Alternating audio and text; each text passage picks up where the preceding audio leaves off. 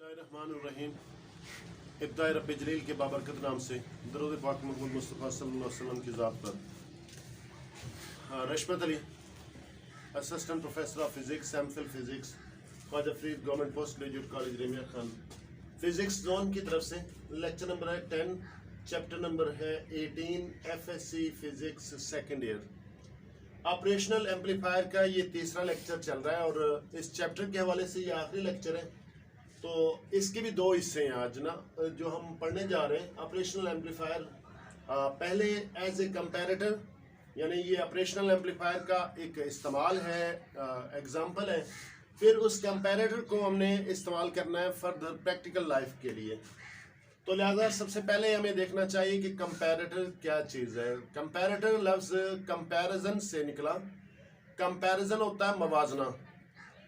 एक चीज़ आपको बताते चलें, कंप्यूटर और इंसानी दिमाग में क्या फ़र्क है। कंप्यूटर जो डाटा फीड करते हैं वो वैसे ही स्टोर करता है, वो रिप्रोड्यूस करता है, लेकिन इंसानी दिमाग में थोड़ा सा फ़र्क ये है कि ये सोचता है। इंसानी दिमाग सोचता है। सोचने वाली जो बात है वो है कंपैरिजन, मवाजना। जब दो चीज़ों के दरमियान में मवाजना कंप्यूटर नहीं कर सकता, इलेक्ट्रॉनिक्स चीज़ें नहीं कर सकती, इंसान कर सकता है। यही इंसान को मुख्तलिफ करता है इलेक्ट्रॉनिक डिवाइस से। कंपैरिजन करना, मवाजना करना, दो चीज़ों के दरमियान में मवाजना करना। लेकिन ये एक प्रोग्राम है, एक सॉफ्टवेयर कह लें, हार्डवेयर कह लें, ऐसा प्रोग्राम है जिसकी मदद से ये कंप्यूटर भी मवाजना कर सकता है। मवाजना से मुराद ये है कि दिन और रात का पहचानना हो, और हाई एंड लो साउंड को पहचानना हो, या इस तरह और बहुत सी चीज़ें उनका मवाजना करना हो। दो बॉडीज़ के दरमियान का वेट का है, किसका वेट ज़्यादा है, तो वो कंपैरिजन के ज़रिए बताएगा। दो बॉडीज़ हम दोनों का वेट अलग अलग करते हैं, लेकिन मशीन ये नहीं बता सकती कि किसका वेट ज़्यादा है, किसका कम है। चूँकि इंसानी दिमाग वो बता सकता है कि इसका वज़न ज़्यादा है, इसका कम है, लेकिन मशीन भी बता देगी। अगर उसमें ये कंपैरेटर स्विच या operational amplifier as a comparator switch हम अप्लाई कर देंगे तो वो भी हमें बता देगी।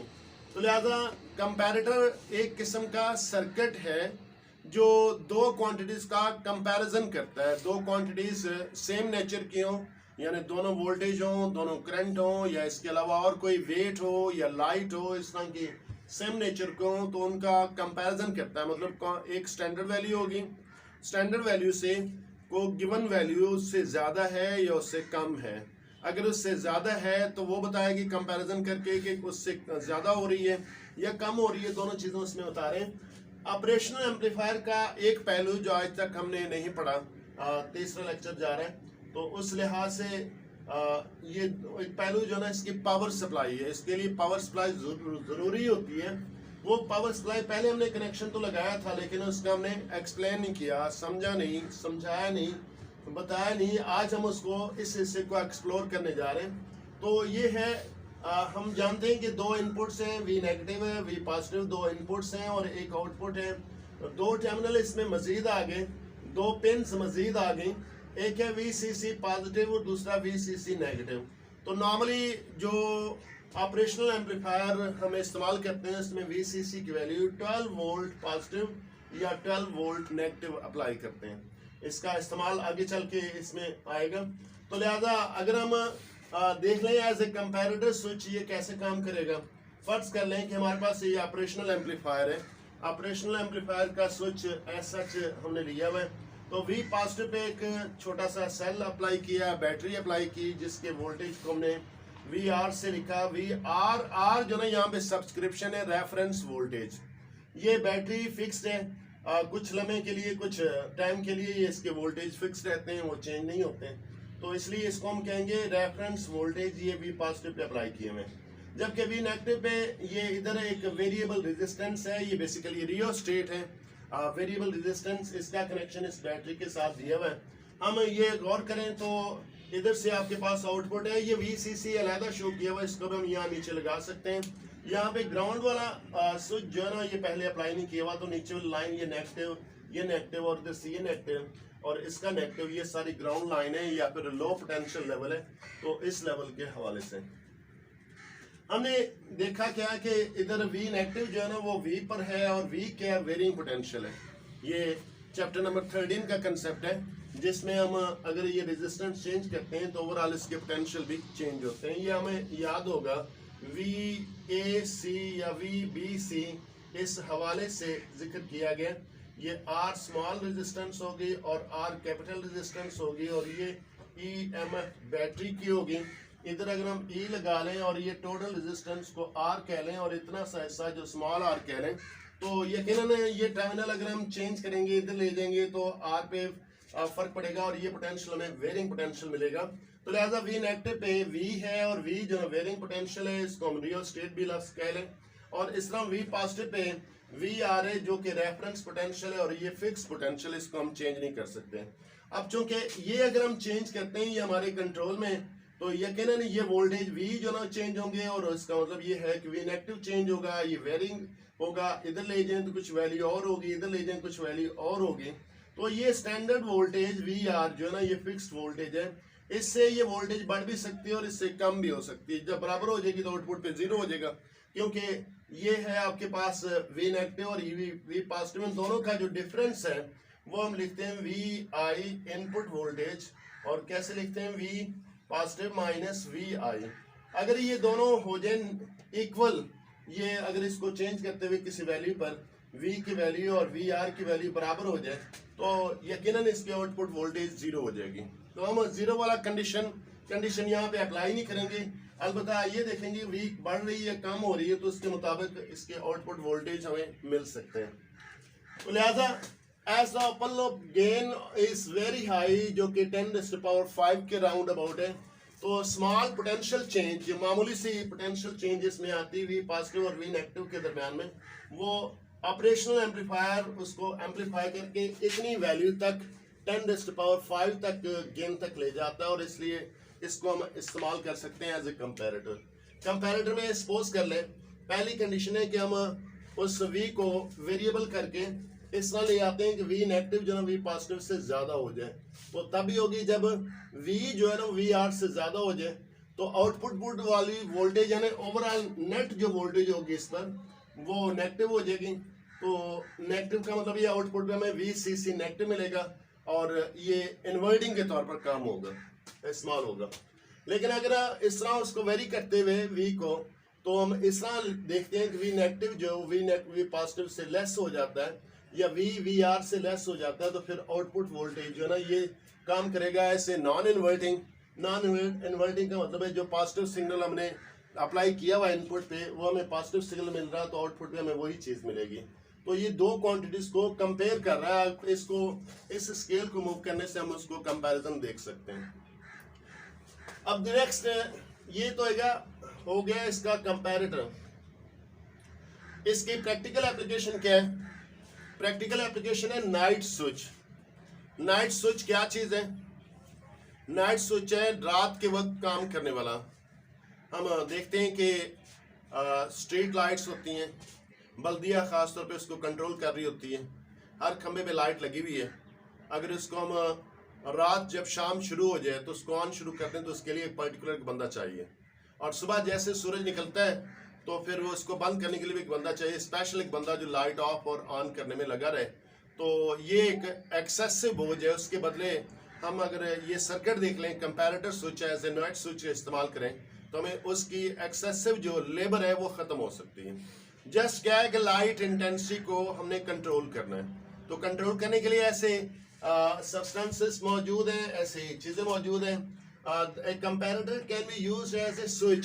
स्विच का मतलब है ऑन और ऑफ करना। जिस तरह हम नॉर्मली बोर्ड पे लगा हुआ है, इसको बटन को प्रेस किया लाइट ऑफ होगी, ये जैसे ये एक स्विच का काम कर रहा है, तो इस तरह ये कंपैरेटर एज ए स्विच इस्तेमाल कर रहे हैं। लेकिन यहाँ पे हमारा है मैनुअल, एक फिजिकल लेबर कर रहे हैं, लेकिन ये सिलसिला हमने करना है ऑटोमेटिक टू मेक ऑफ और on A circuit automatically. Switch off on street lights with intensity of light, इसलिए इसको नाइट स्विच कहते हैं। लाइट के जरिए इसको हम ऑफ और ऑन कर रहे हैं तो इसलिए नाइट स्विच। तो एक सर्किट जो इसके लिए डिजाइन किया गया, जो इसके लिए नेसेसरी कंपोनेंट्स है वो हमें ये दिखाया गया। ये एक कंपैरेटर का स्विच है।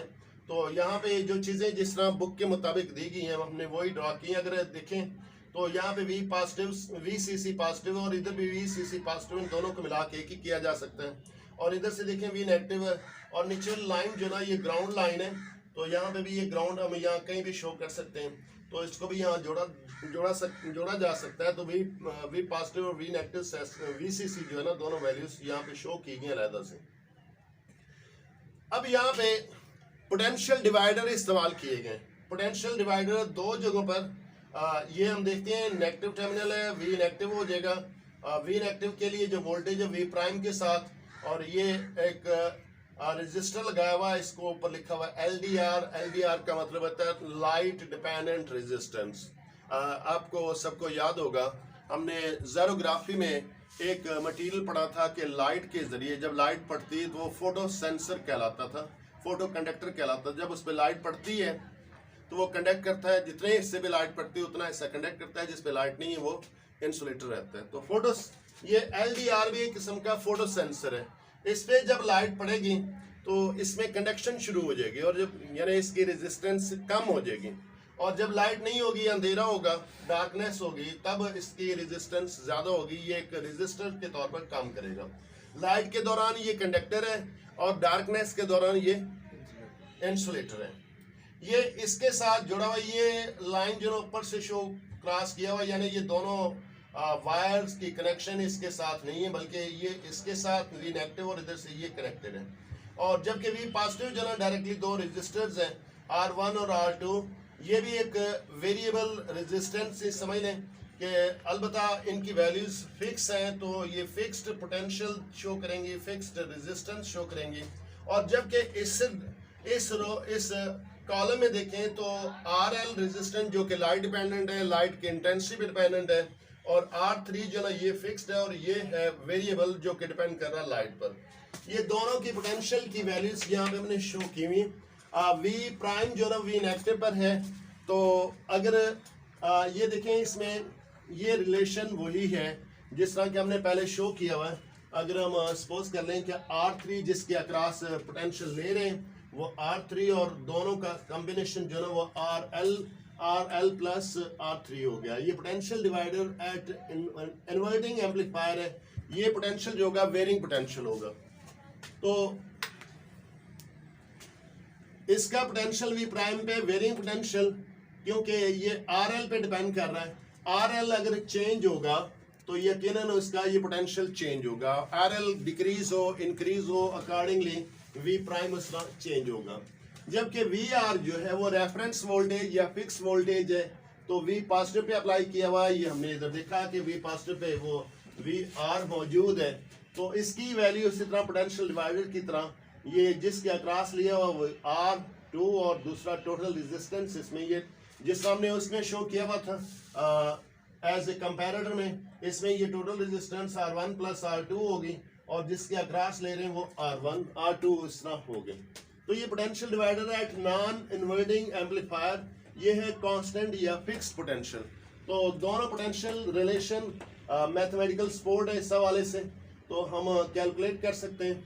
तो इसकी जो प्रैक्टिकल एप्लीकेशन है as a night switch, light automatic से क्या मुराद है, जिसमें इंसानी कोई कोशिश इन्वॉल्व नहीं है, उसको हम ऑटोमेटिक कह सकते हैं। या खुद ब खुद तो कोई चीज़ नहीं होती, उसके पीछे कोई ना कोई वजह, कोई फिनोमेना काम कर रहा होता है, लेकिन हम कहते हैं जहाँ पे इंसानी कोशिश नहीं है तो वो ऑटोमेटिक है। ऑटो कार्स, ऑटो गाड़ियाँ जितनी भी हैं वो ऑटोमेटिक है।